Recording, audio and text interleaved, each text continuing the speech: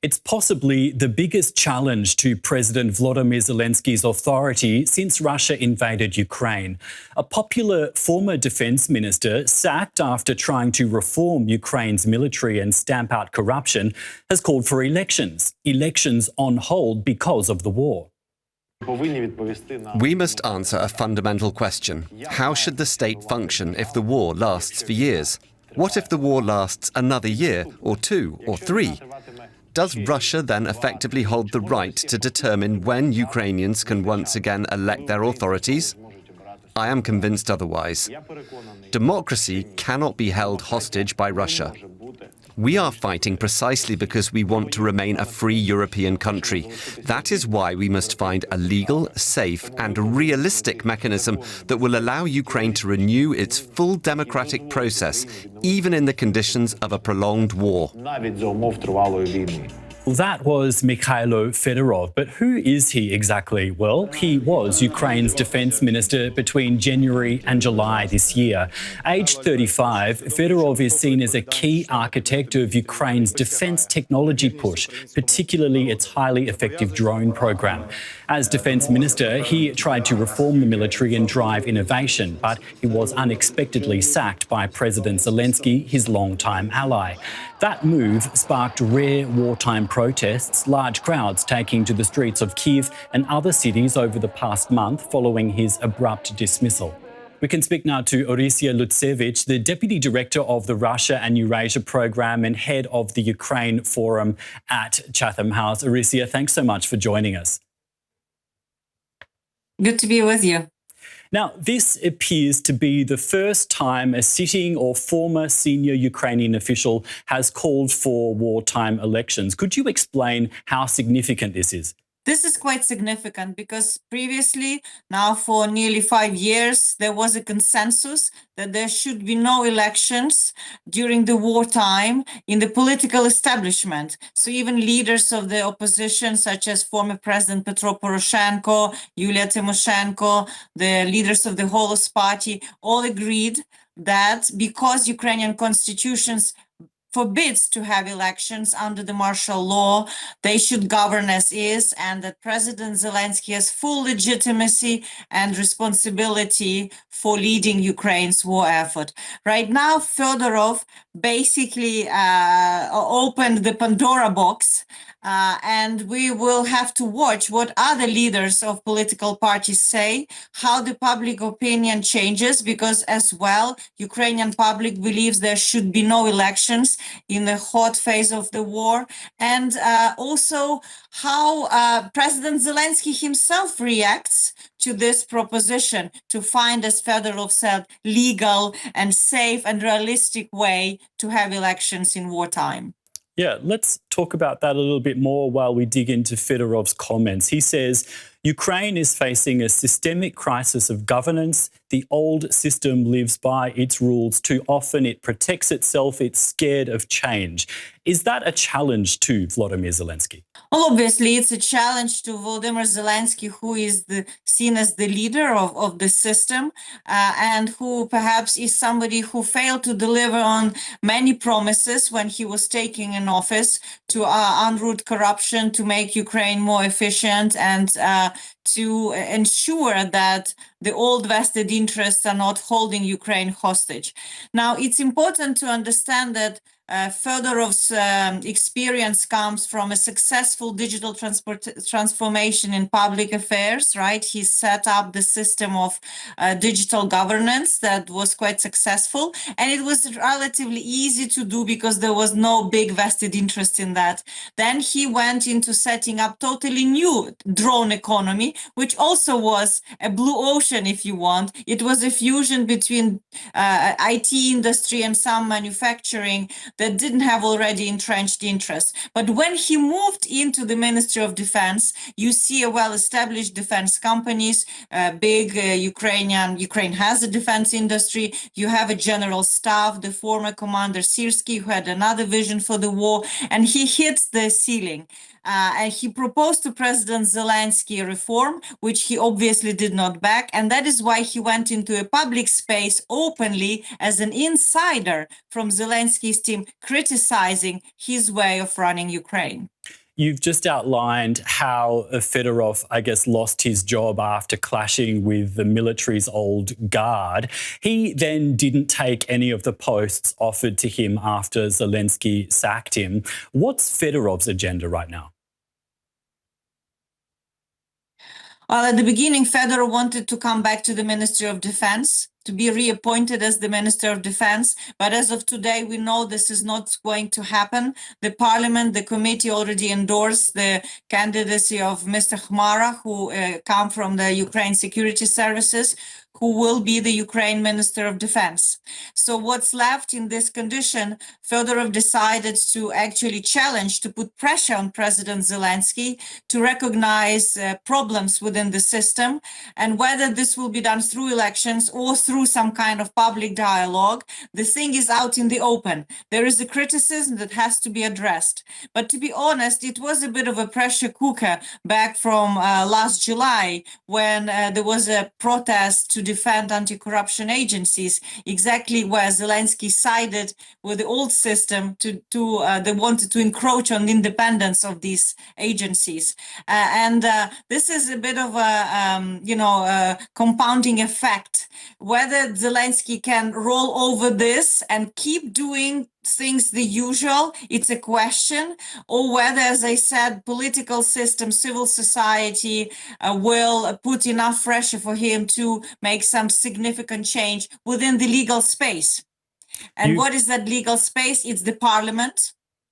There could be a more active role for the parliament, or there could be a broader coalition within the government, more of a government of national unity that would include people outside of Zelensky's inner circle. You've described this as a bit of a pressure cooker, and I just want to talk about the substance of what Fedorov is saying here, that still not enough is being done to tackle official corruption in Ukraine. And we've also just heard today that Ukrainian anti-corruption agencies are investigating senior officials within Zelensky's office a day after Fedorov made these comments. Yes, the timing is quite interesting. Why this case of actually money laundering for the bail for the former Minister of Energy, Halushenko, who is investigated in the case of misappropriation of funds around building shelters and getting some real estate, was published today. But the anti-corruption agencies are doing their job. Sometimes they are playing also a political game to amplify certain leaders, certain voices. So I would suspect that this is not a coincidence. This case was made public today, but it is clear that Ukrainian system still maintains a lot of loopholes for corruption, still has a connection between the top officials and law enforcement and the influence that they are trying to exert over investigative and anti-corruption agencies. And this remains a problem for Ukraine, especially within cluster one of future membership in the European Union. The reforms that Ukraine has to deliver in order to implement the fundamentals of governance and accountability are out on the table. And this is another pressure on President Zelensky to deliver on this European Union agenda that Ukrainian people very much support. Now, you said a bit earlier that Ukrainians, due to the wartime situation, do not support early elections. They did, however, turn out in large numbers after Fedorov was removed as defence minister. What do you think they are thinking today? There were a lot of young Ukrainians, if you notice, a lot of women, young people. They were kind of defending the hope that Fedorov has a vision how Ukraine can win this war. And that vision very much was around asymmetric technological warfare, using technology, artificial intelligence, and saving life as a result of that in order to inflict defeat on Russia. So they went to the streets not so much to demand elections for Fedorov or for him to run his campaign. He actually did not meet with protesters. He didn't engage with them as the leader of the protest, but they wanted to defend the vision. They wanted to make sure that there's somebody as successful as he is in what he knows well, and it's technology, that he keeps his job, because Ukraine was also getting an upper hand on the battlefield exactly at the moment when the Minister of Defense was sacked. Ukrainians were upping long-range strikes. The battalions and the supplies chains were improving for delivering drones timely for these attacks. And Ukraine was even reclaiming some territory up in the south. So it was a shock to the society that Fedorov was sacked, and they went to defend him and his success as they see it. Yeah, you mentioned these recent gains that Ukraine has been making, and I wanted to ask you finally about how Russia might be viewing all this, because Vladimir Putin has said that Volodymyr Zelensky is illegitimate because he's still president after his term expired, notwithstanding that he has to be because Ukrainian law prohibits holding elections during wartime. But despite that, what Fedorov is saying about holding elections almost could sound like a Russian talking point. What do you think? Well, we could also say it's Washington talking point. We remember that Donald Trump was also saying that Zelensky should have elections. And this is actually when some serious work started inside Ukraine at the end of 2025, beginning of 2026, around preparing the first post-war elections. But you are right, is that the solution of elections in a wartime is a very high-risk bet. It will open up a gateway of interference by Russia to wage war by other means, because Ukraine's strength and upper hand to now was this national unity around the purpose of, the war purpose. It was the backing of Zelensky vision for fighting the war and concentrating this effort. And if this internal infighting starts and the discord is strengthened, then it will inevitably impact government, companies, people's morale, and they actually will play into Putin's hands. So it's whether electoral process is the best solution to the problem of governance, as Fedorov has described. It's a very important question to ask. A lot of people believe actually it's a very, very risky proposition. Thank you so much, Orysia. We've been speaking with Orysia Lutsevych from Chatham House today. Thank you. And Juri Rescheto is DW's Moscow bureau chief. He joins us from Latvia's capital, Riga, as DW is banned from reporting in Russia. Juri, has Russia reacted to these comments from Fedorov? Well, Jared, so far there has been no reaction from the Kremlin itself, and honestly, I don't think there will be an official response from Vladimir Putin. Look, for the Kremlin, it's important to maintain the appearance that Russia doesn't interfere in Ukraine's internal affairs. Of course, we know Russia has been doing exactly that for years, not least through its full-scale invasion. But publicly, Moscow prefers to present this as a purely Ukrainian issue. That said, there has already been what you could call a semi-official reaction. Kirill Dmitriev, Putin's envoy and head of the Russian Direct Investment Fund, said that Fedorov's comments about elections and corruption amount to a challenge to President Zelensky. He made those remarks on X.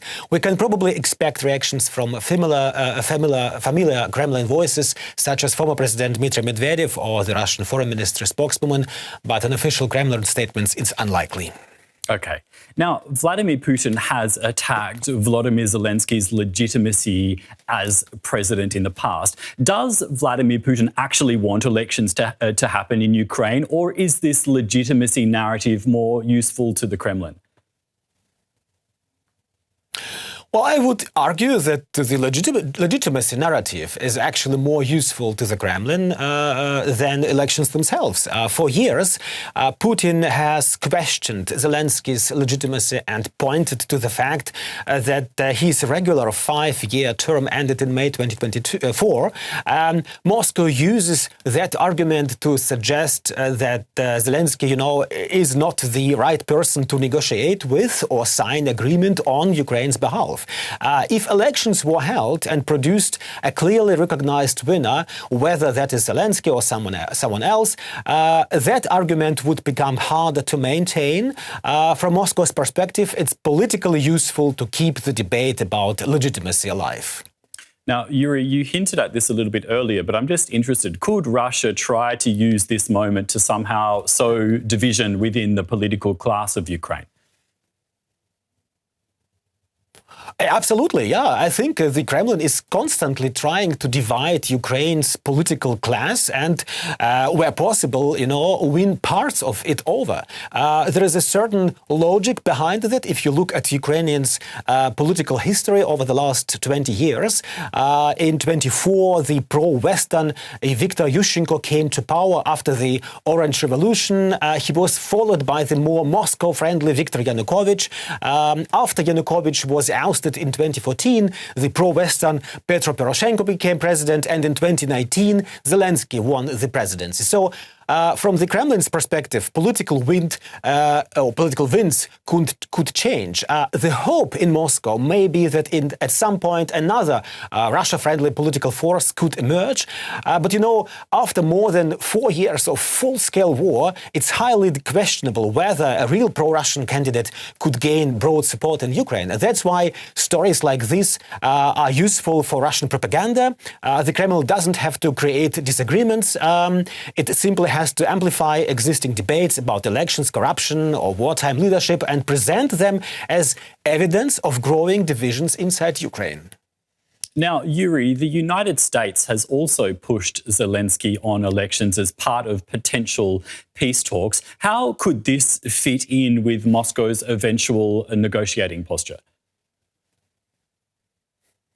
I think this is where things get interesting, Jared. There is some overlap between what parts of the US political establishment have said and what Russia has been saying. But the motivations are very different, I would say. Washington generally frames the discussion around democratic legitimacy and the future political settlement in Ukraine. Moscow uses it to reinforce its argument that Zelensky isn't a legitimate negotiating partner. The Kremlin is likely to seize on any Western discussion about elections as proof that even Ukraine's partners have concerns about Zelensky's mandate. Whether that is what Washington intends is another question, but it fits nearly into Moscow's existing narrative. So all in all, I would say the Kremlin's preferred strategy is probably not to push openly for elections. Instead, it benefits from keeping the conversation focused on Zelensky's legitimacy. Thanks a lot for that, Juri. That's DW's Juri Rescheto speaking to us from Riga. So we'd love to hear from you now. What do you make of Mykhailo Fedorov's warnings of a governance crisis in Ukraine and his call for wartime elections? Let us know in the comments. And of course, we have a lot more on Russia's war in Ukraine on our channel, so don't forget to subscribe. I'm Jared Reid in Berlin. Thanks for watching.